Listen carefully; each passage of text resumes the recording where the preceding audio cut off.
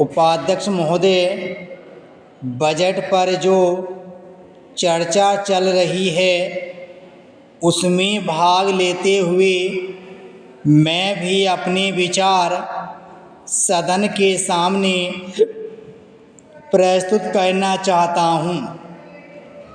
इस पर विचार करते समय दो स्थितियों को हमें दृष्टि में रखना होगा। एक दृष्टि यह है कि किस हालत में हमारा देश गुजर रहा है और उसमें हमें क्या करना है।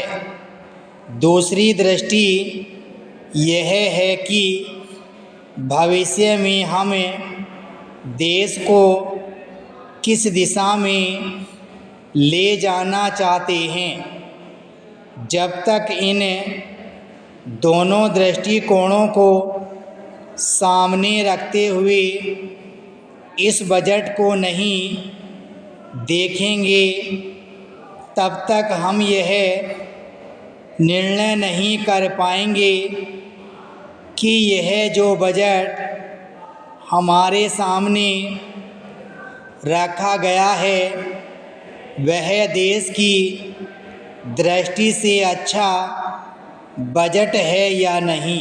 पैरा, जब मैं इस समय की हालत को देखता हूँ तो मेरे सामने देश की संकटकालीन स्थिति आ जाती है। चीन और पाकिस्तान की तरफ से हमको बड़ा खतरा है। ये दोनों देश हम पर हमला करना चाहते हैं और हमारी आपसी एकता को मिटाकर हमको लड़ाकर देश में बगावत फैलाना चाहते हैं। इसके साथ ही साथ जब मैं पिछले बजट को सामने रखता हूँ तो मुझे यह कहना पड़ता है कि आज का बजट चाहे जिस हालत में भी रखा गया हो बहुत सुंदर बजट है। एक ईमानदार कोशिश हमारे वित्त मंत्री महोदय ने इस बजट को तैयार करते समय की है, लेकिन एक राजनीतिज्ञ की दृष्टि से जब मैं देश के भविष्य की ओर देखता हूँ तो मुझे यह कहने में कोई संकोच नहीं होता है कि कोई खास समाधान इस बजट से नहीं निकलता।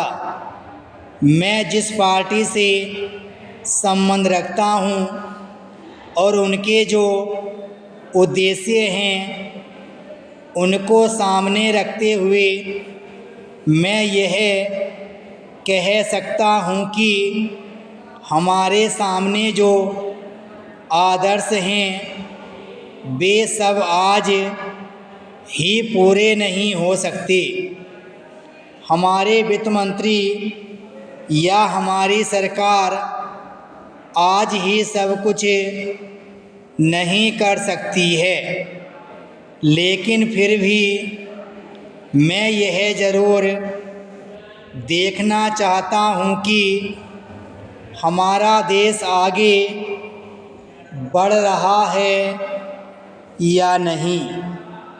जिस दिशा में हम आगे नहीं बढ़ रहे हैं उसे देखकर मुझे निराशा अवश्य होती है। जो प्रस्ताव कांग्रेस अधिवेशन में पास हुआ उसके मूलभूत विचार में आपके सामने रखना चाहता हूँ। हमने यहाँ यह निश्चय किया था कि 5वीं पंचवर्षीय योजना खत्म होने तक देश की जनता की प्रतिदिन की ज़रूरत की चीज़ें पूरी कर दी जाएंगी। इस दिशा में हमारी कोशिश जारी है। साथ ही सरकार इस बात पर भी ध्यान दे कि पंचवर्षीय योजना पर कार्य सुचारू रूप से चल रहा है या नहीं।